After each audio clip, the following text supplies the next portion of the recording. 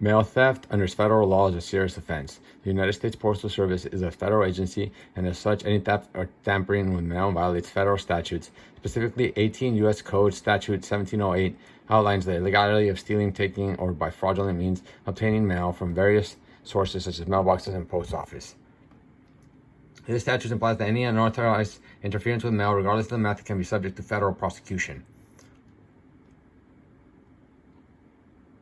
Penalties for mail theft under federal law are severe and reflect the gravity of the crime. According to 18th U.S. Code Statute 1708, those found guilty of mail theft face possible fines of up to $250,000 and imprisonment for up to 5 years. This applies to several acts of mail theft, including stealing, taking, or obtaining mail by fraudulent means from a range of sources such as mailboxes, post offices, mail carriers, or any unauthorized mail depository. The law treats mail theft as a felony, underscoring its seriousness. This categorization reflects the importance of maintaining integrity and trust in the postal system, a vital service in our society. The law recognizes mail theft as a violation of privacy and a breach of public trust, and a breach of family trust, a private trust. The consequences can be far-reaching, impacting not only individuals, but also the efficiency and reliability of the postal system as a whole.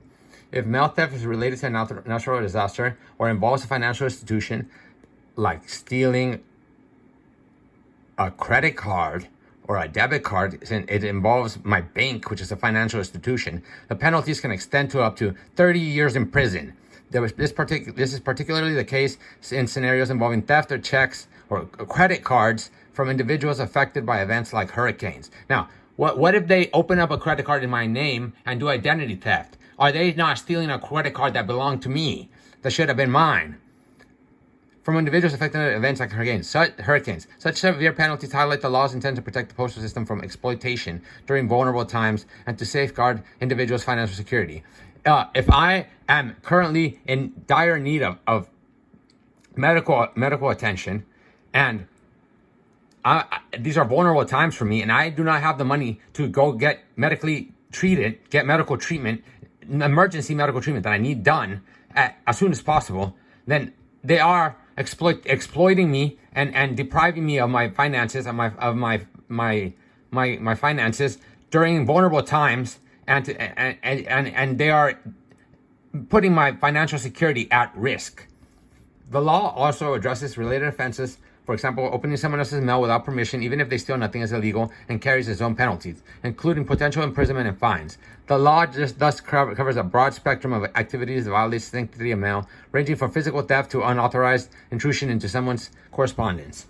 State versus federal jurisdiction. In the United States, the legal framework governing mail theft encompasses federal and state jurisdictions, each with its own laws and penalties. This distinction is rooted in the country's federalist structure, where both state and federal governments have the authority to enact and enforce laws. At the federal level, the mail theft and tampering are serious offenses under Title 18, Chapter 83 of the United States Code.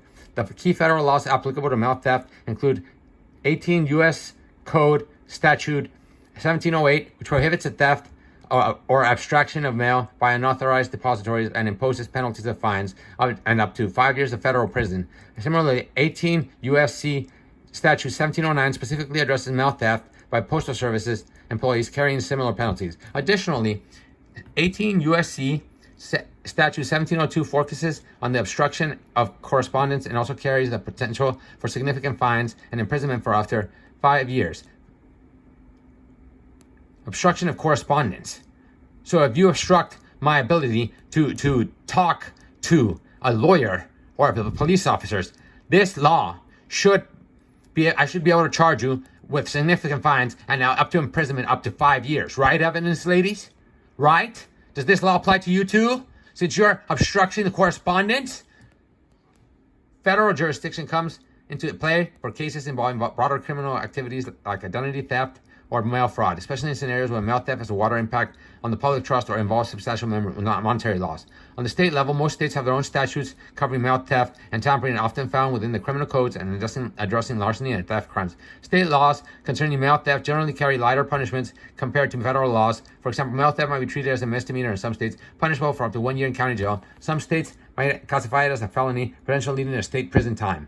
One key difference between state and federal prosecution of mail theft lies in the severity of penalties. Federal laws tend to prescribe lengthier prison sentences and higher fines. Additionally, while federal laws cover theft from an unauthorized mail depository, state laws may focus more narrowly on the theft from individual mailboxes.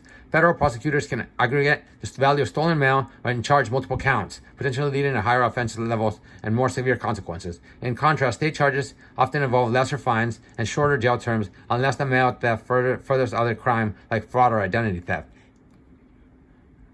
In cases when a criminal act violates both state and federal laws, there can be overlapping jurisdiction, potentially leading to dual prosecution. The decision on whether state or federal prosecutors take the lead, or if charges are brought in both state and federal court, often depend on various factors, including the scope and nature of the offense.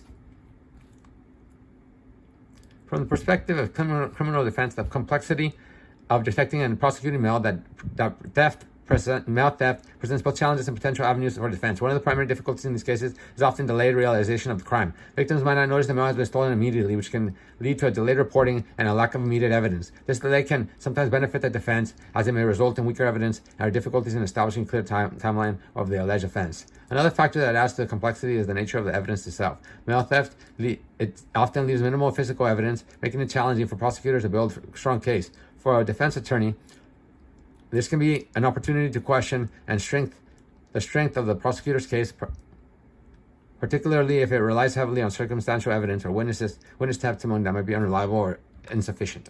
On the other hand, law enforcement agencies and the U.S. Postal Service use a variety of methods to investigate and combat mail theft. These methods include surveillance technology such as cameras, programs like Mail Theft Alert, which help track and identify potential thefts. Additional legal processes like mail covers, which involve recording information about mail before delivery, can be used as tools in investigations. These methods, while effective for law enforcement, can also present opportunities for defense attorneys to scrutinize the legality and accuracy of evidence gathered. For the accused, the challenge lies in meticulously examining how evidence was collected and ensuring the rights were not violated during the investigation.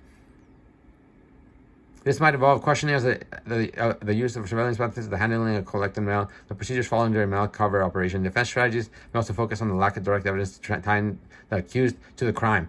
Lack of direct evidence. If I contact the FBI and they use a satellite view and turn and essentially reverse time to see exactly who's been going there, and out of all the people, every single person that goes to the mailbox, and even the mailman delivering it from they have to see his trip from where he received the mail, and if he was intercepted, and if it was taken somewhere in between the mail and him and delivering it to my mailbox, that the FBI can figure that out. And actually, they already have it figured out. They know who it is.